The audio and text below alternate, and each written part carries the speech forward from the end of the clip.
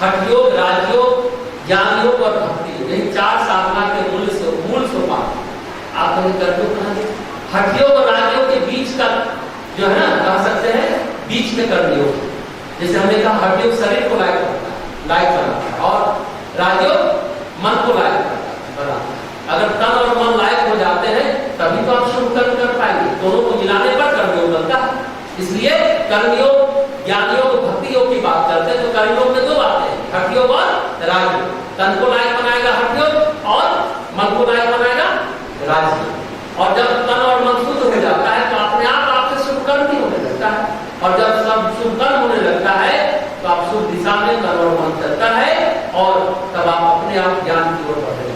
जिसे पतंजलि विवेक ख्याति का योग का परिणाम पतंजलि कहते हैं विवेक ख्याति। जब शुभ और स्वच्छ मन होगा तो आप अपने आप अंदर आपके अंदर विवेकशीलता, विचारशीलता विकसित होने लगेगी। और जब विवेक जगेगा यानी चित्त आपका प्रकाशित होगा तो भाव शुभ नहीं होंगे तो आपको भक्ति का विश्वास मिलेगा और अपने आप भक्ति का स्वाद मिलेगा। लेकिन अभी तो हम लोग का जीवन अति दुर्दशापूर्ण अवस्था में है। तन को अभी कोई प्रक्रिया शुद्ध नहीं कर पाती, वातावरण इतना शुद्ध है, नेचुरोपैथ सेंटर हम लोग खोले हुए हैं, पूरा टॉक्सिन निकाल देते हैं, सारा जहर निकाल देते हैं। लेकिन क्या होता है, फिर कहते 6 महीने में आए फिर टॉक्सिन बढ़ जाता है, फिर जहर बढ़ जाता है। इतना वातावरण में जहर घुला हुआ है, थोड़ा बहुत तन में ही जीवन लौट आए, शरीर स्वस्थ हो जाए, यही आज की बहुत बड़ी बात है। तन अगर कारगर नहीं है तो कहते हैं मन को कारगर बनाना चाहिए, मन को सद्विचार और सद्भाव से युक्त करिए तो जीवन सुधरता चला जाएगा। तो महत्व पतंजलि है। अब हठ योग, राजयोग, ज्ञान योग, भक्ति योग का प्रभाव अब वैज्ञानिक इसको जांचा गया, शोध भी किया। क्या हुआ, शोध हुआ, क्या शोध हुआ, यही मनुष्य का बिहेवियर देखा।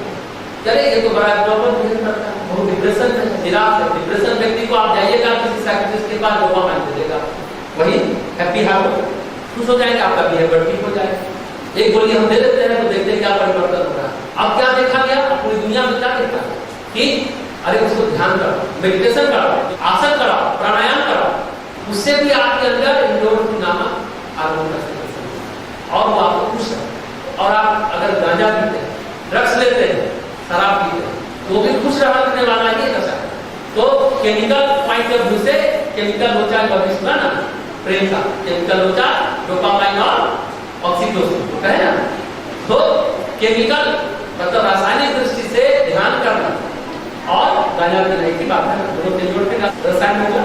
लेकिन दोनों में बहुत फर्क है। दोनों का आफ्टर इफेक्ट क्या क्या है, लगातार आप अंग्रेजी दवा लेते हैं डिप्रेशन का या एंजाइटी का या किसी भी मनोरोग का, उसका साइड इफेक्ट होगा। लेकिन अगर आप लगातार ध्यान करते हैं, प्राणायाम करते हैं, आसन करते हैं, एक्सरसाइज करते हैं, आप खुश रहेंगे, आपका बिहेवियर अच्छा होगा, आपको प्रतिदिन सुबह उत्साह उल्लास मिलेगा, आनंद नहीं मिलेगा। तो प्रेम और सिनेमा में समानता नहीं, समानता कहां पर है, दोनों स्थिति में हार्मोन सक्रिय होता है। फिर देखते देखते हमारे हार्मोन प्रतीत हो जाते हैं, फिर देखकर मर्डर देखकर अश्लील घटना को देखकर हमारे अंदर भी अश्लीलता उभरने लगती है, उद्दीपन होने लगता है। जैसे जुलाई देख करके इंदौर वाली घटना घटित हो गई, हार्मोन स्टिमुलेट। लेकिन अगर आप भक्ति का फिल्म देखते हैं या अश्लील फिल्म देखते हैं, भक्ति देखेंगे तो पॉजिटिव विचार आपके अंदर आएंगे, वो भावनाएं आप सकारात्मक रहेंगे हमेशा। लेकिन जो विचारों की श्रृंखला, जो कॉग्निशन है, संज्ञान तंत्र, वो पॉजिटिव और नेगेटिव दिशा में चल पड़ता है। योग के द्वारा हम अपने व्यक्तित्व को या उस हार्मोन के ऊर्जा को पॉजिटिवली ले जा सकते हैं। कहने का तात्पर्य ये, कहानी का मतलब ये आया कि प्रेम में क्या होता है, हिंसा भी करते हैं, पागल भी होते हैं, खुद को बर्बाद करते हैं, डिप्रेशन में चले जाते हैं, खोए करते हैं, एक तरफा प्रेम करते हैं, थोपते हैं, पीछा करते हैं, नाक को हाँ समझते हैं। अभी जो हमने कहा लड़की के नाक को हाँ, लड़का को हाँ